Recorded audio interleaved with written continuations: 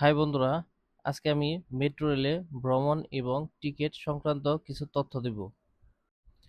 আমি এখন টিকিট কাউন্টারের সামনে দাঁড়িয়ে আছি। টিকিট কিন্তু দুই রকম ভাবে কাটা যায়। একটা হচ্ছে মেশিনের মাধ্যমে, পাশে আরেকটি আছে মেট্রো রেল কোম্পানি থেকে লোক রাখছে, তারা টিকিট কেটে দিচ্ছে। যারা মেশিনে টিকিট না কাটতে পারে তাদের জন্য ওভাবেই টাকা দিয়ে টিকিট কাটা যায়। তো আমি যে স্টেশনটাতে আছি এটার নাম হচ্ছে বাংলাদেশ সচিবালয়। এখান থেকে উত্তর যাব।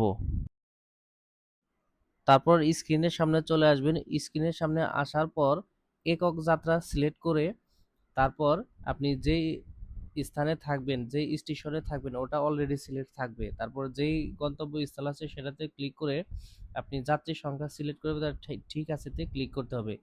ঠিক আছেতে ক্লিক করার পর আপনার কত টাকা বিল হবে সেটা দেখাবে এবং সেই টাকাটা পুশ করতে হবে এবং টাকাটা পুশ করলে অটো আপনার কার্ডটা দিয়ে দিবে।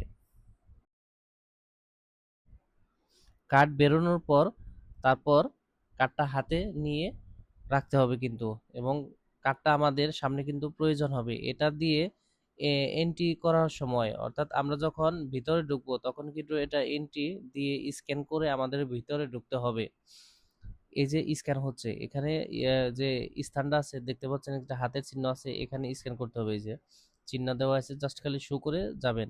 তা যদি শো না করেন তাহলে কিন্তু সামনে আটকে দিবে, এখানে ব্লক সিস্টেম আছে। তো যাই হোক, আমরা সামনের দিকে এগোচ্ছি। মনে হয় ট্রেন আসছে, এই জন্য কিছু যাত্রী দৌড়াদৌড়ি শুরু করে দিছে। তো আমরাও আস্তে আস্তে, সামনে লিফট আছে, লিফট দিয়ে আমরা যাচ্ছি। তো সামনে ওঠার সাথে সাথে দেখলাম হ্যাঁ ট্রেনটা চলে আসছে।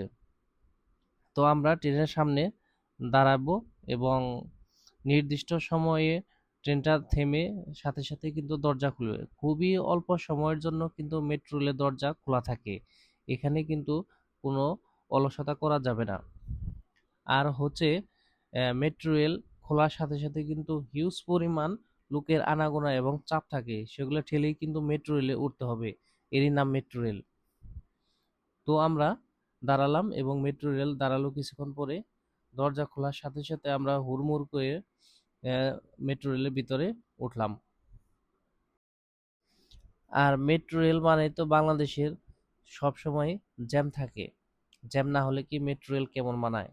এই দেখতে পাচ্ছেন লোকের আনাগোনা কেমন, সব জায়গায় লোক, পা ফেলানির জায়গা নেই, শুধু চতুর্দিকে লোক আর লোক। তো আমরা স্টেশনের উত্তরা স্টেশনের কাছাকাছি চলে আসছি। এই জন্য একটু স্টেশনে ঢোকার আগে ট্রেনটি একটু ফাঁকা হয়ে গেছে। আমরা এখন নামবো। এখানে স্টেশন একদম শেষ, মেট্রো রেল উত্তর। এখানে সব যাত্রী নেমে যেতে হবে কারণ ট্রেনটা আবার ব্যাক করব। এই জন্য আমাদের সবাইকে এখানে নামতে হবে।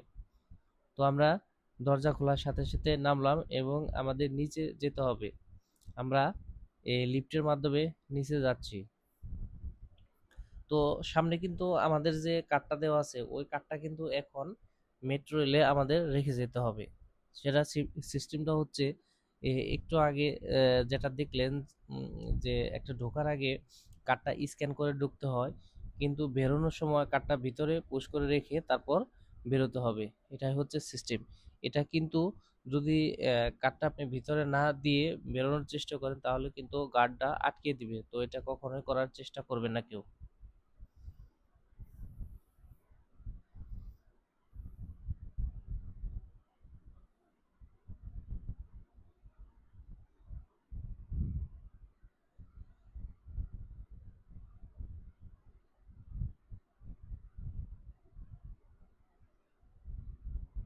তো মেট্রো রেলে আসলে জার্নিটা বেশ আরামদায়ক, বলতে পারেন খুবই সহজ, খুবই দ্রুত।